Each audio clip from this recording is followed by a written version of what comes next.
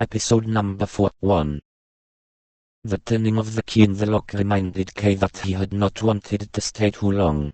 So he drew the manufacturer's letter out from his pocket, held it out to the painter, and said, "I learned about you from this gentleman, an acquaintance of yours, and it's on his advice that I've come here." The painter glanced through the letter, and threw it down onto the bed. If the manufacturer had not said very clearly that Tito was an acquaintance of his, a poor man, who was dependent on his charity, then it would really have been quite possible to believe that Tito did not know him, or at least that he could not remember him. This impression was augmented by the painter's asking, "Were you wanting to buy some pictures, or did you want to have yourself painted?" Kay looked at the painter in astonishment.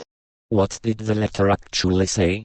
Kay had taken it as a matter of course that the manufacturer had explained to the painter in his letter that Kay wanted nothing more with him than to find out more about his trial. He had been far too rash in coming here. But now he had to give the painter some sort of answer and, glancing at the easel, said, "Are you working on a picture currently?"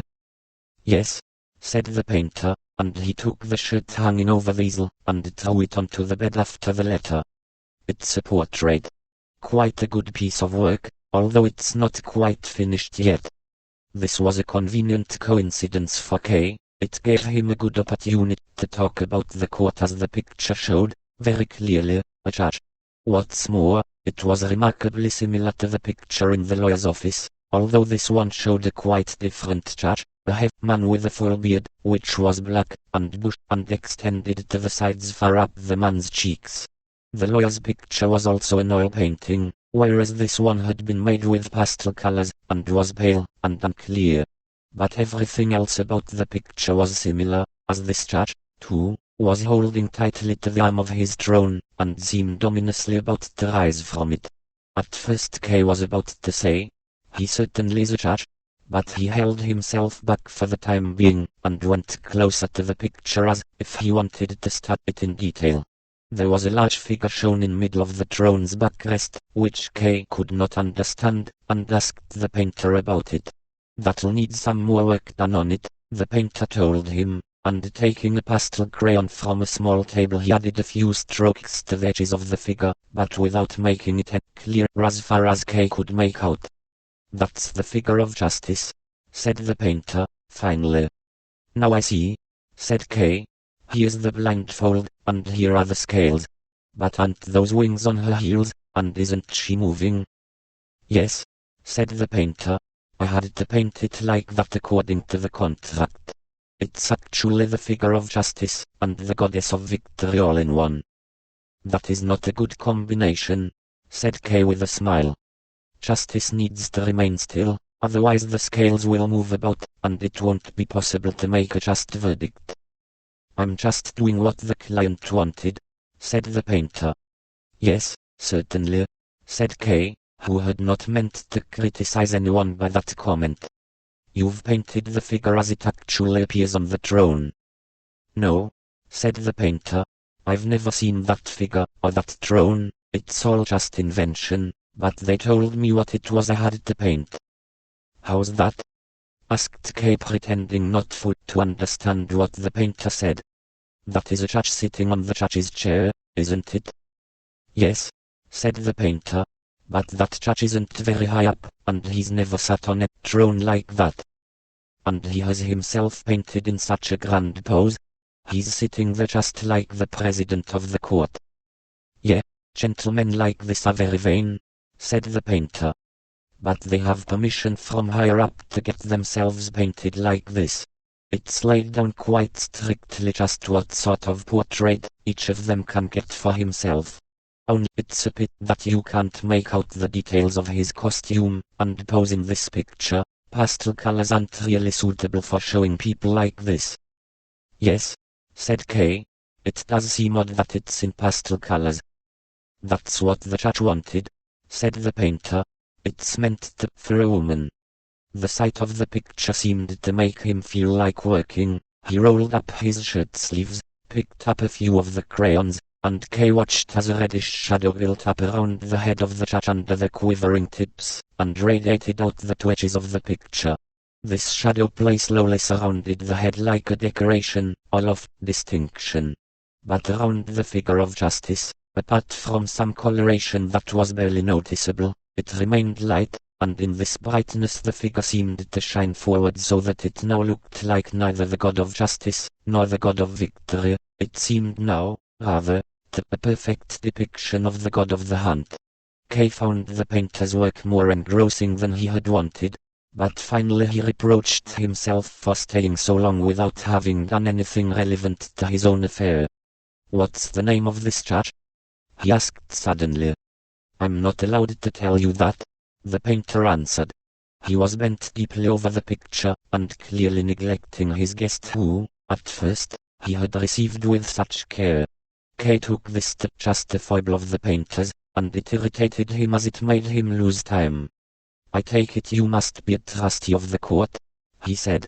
The painter immediately put his crayons down, stood upright, rubbed his hands together, and looked at Kay with a smile. "Always straight out with the truth," he said.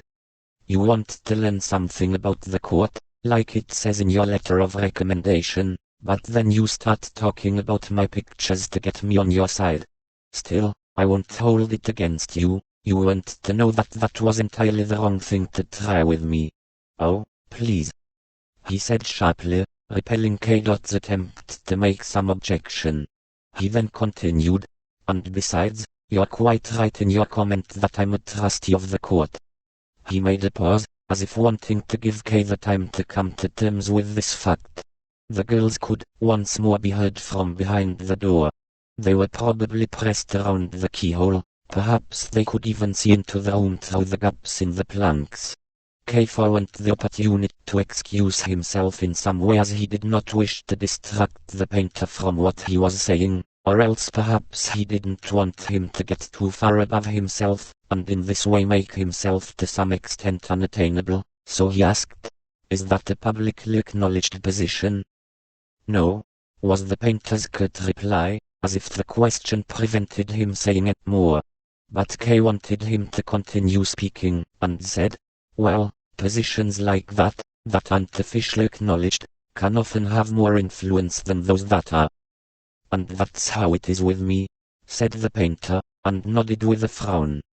"I was talking about your case with the manufacturer yesterday, and he asked me if I wouldn't like to help you, and I answered, he can come and see me if he likes, and now I'm pleased to see you here so soon. This business seems to be quite important to you, and, of course, I'm not surprised at that. Would you not like to take your coat off now?" Kay had intended to stay for only a very short time, but the painter's invitation was nonetheless very welcome. There in the room had slowly become quite oppressive for him. He had several times looked in amazement at the small, iron stove in the corner that certainly could not have been lit. The heat of the room was inexplicable. As he took off his winter overcoat, and also unbuttoned his frock coat, the painter said to him in apology, "I must have warmth. And it is very cozy here, isn't it? This room's very good in that respect." Kay made no reply, but it was actually not the heat that made him uncomfortable but, much more, the stuffiness there that almost made it more difficult to breathe. The room had probably not been ventilated for a long time. The unpleasantness of this was made all the stronger for Kay when the painter invited him to sit on the bed, while he himself sat down on the only chair in the room in front of the easel. The painter even seemed to misunderstand why Kay remained at the edge of the bed, and urged Kay to make himself comfortable, and as he hesitated he went over to the bed himself, and pressed Kay deep down into the bedclothes and pillows. Then he went back to his seat, and at last he asked his first objective question, which made Kay forget everything else. "You're innocent, are you?" he asked. "Yes," said Kay. He felt a simple joy at answering this question, especially as the answer was given to a private individual, and therefore would have no consequences. Up till then no one had asked him this question so openly. To make the most of his pleasure, he added, "I am totally innocent." "So?" said the painter, and he lowered his head, and seemed to be thinking. Suddenly he raised his head again, and said, "Well, if you're innocent it's all very simple." Kay began to scowl, This supposed trustee of the court was talking like an ignorant child. My being innocent does not make things simple, said Kay. Despite everything, he couldn't help smiling, and slowly shook his head. There are many fine details, in which the court gets lost, but in the end it reaches into some place, where originally there was nothing, and pulls enormous guilt out of it. Yeah, sure, said the painter, as if Kay had been disturbing his train of thought for no reason. But you are innocent, aren't you? Well, of course I am, said Kay. That's the main thing, said the painter. There was no counter-argument that could influence him, but although he had made up his mind, it was not clear whether he was talking this way because of conviction or indifference. Kay, then, wanted to find out, and said therefore, I'm sure you're more familiar with the court than I am. I know hardly more about it than what I've heard, and that's been from many very different people. But they were all agreed on one thing, and that was that when ill-thought-out accusations are made they are not ignored, and that, once the court has made an accusation it is convinced of the guilt of the defendant, and it's very hard to make it think otherwise. Very hard? The painter asked, throwing one hand up in the air. It's impossible to make it think otherwise. If I painted all the judges next to each other here on canvas, and you were trying to defend yourself in front of it, you'd have more success with them than you'd ever have with the real court. Yes, said Kay to himself, forgetting that he had only gone there to investigate the painter.